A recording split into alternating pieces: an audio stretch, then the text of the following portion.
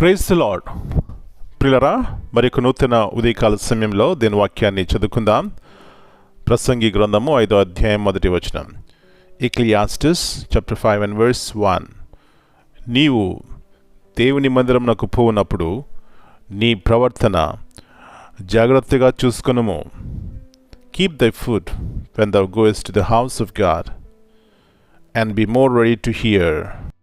యేసు ప్రభువారి యొక్క ఘనమైన నామములో ప్రియులరా, మీ అందరికీ శుభములు తెలియజేస్తున్నాను. మరి ఒక నూతన ఉదయకాల సమయమున పరిశుద్ధమైన దినాన్ని, పునరుద్ధరణ దినాన్ని దేవుణ్ణి ఆరాధించడానికి, దేవుని మహింపరచడానికి దేవుడు మనకి ఇచ్చినటువంటి జీవాన్ని బట్టి ప్రియులరా, మొట్టమొదటిగా దేవునికి కృతజ్ఞతాస్తుతులు చెల్లించుకుందాం. ఇక్కడ సొలొమోను అంటున్నాడు, నీవు దేవుని మందిరమునకు పోనప్పుడు నీ ప్రవర్తన జాగ్రత్తగా చూసుకున్నాము.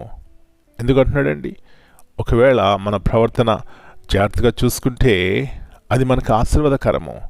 చాలాసార్లు మనం ఏం చేస్తామంటే ఏదో అనాలోచనగా మరి మందిరంలోకి వెళ్తూ ఉంటాం, దేవుని ఆరాధిస్తూ ఉంటాం.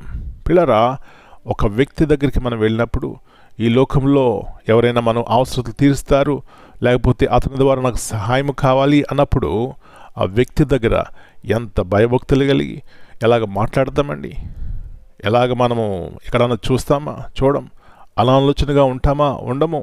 ఎందుకంటే అట్లా ఉంటే అతడు నన్ను ఇష్టపడడు, నా మాటలు ఆయనకి ఇష్టముగా ఉండవు, అట్లా ఉంటే నా ప్రవర్తన ద్వారా అతడు నాకు మేలు చేయడు అని బహు జాగ్రత్తగా ఉంటాం.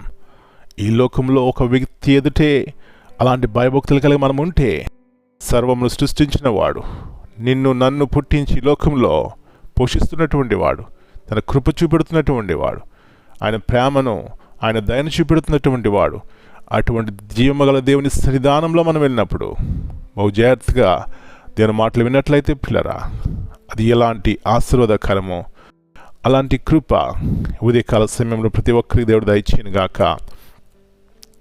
ప్రార్థన చేసుకుందాం. కృపగల దేవా, ప్రేమల తండ్రి, మరికొన్ని నూతన ఉదయకాల సమయాన్ని బట్టి మీకు వందనాలు చెల్లిస్తున్నాం. రోజులు, నెలలు, సంవత్సరములు మా జీవితాల్లోంచి గతించిపోతున్నాయి. అయినప్పటికీ ప్రభువా, మీ యొక్క ప్రేమ, మీ కృప, మీ యొక్క దయ మా పట్ల ఏమాత్రం తగ్గలేదు నాయన. అందును బట్టి మీకు వందనాలు చెల్లిస్తున్నాం. ఎన్నోసార్లు అనాలోచనగా మరి ఏమాత్రం భయం లేకుండా మీ సన్నిధికి వెళ్తూ వస్తున్నాం, క్షమించండి.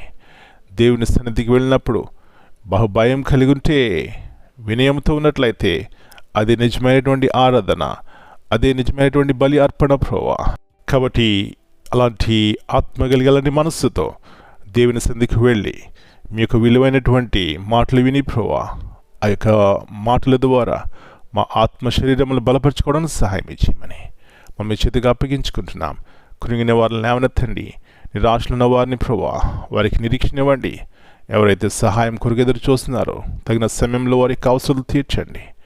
ఈ దినమంతా మీరు ఇక్కడ భద్రపరిచి సహాయం ఇచ్చేయమని, మీ యొక్క మాటలు మాకెంతో విలువైనవి, ఆ విలువగల మాటలు మా జీవితాల్లో కార్యములు చేస్తాయి. కాబట్టి సహాయం ఇచ్చేసి మహిమ పొందుకుంటారని యేసయ్య అతి పరిశుద్ధమైన నామమును బట్టి ప్రార్థన చేస్తున్నాను తండ్రి.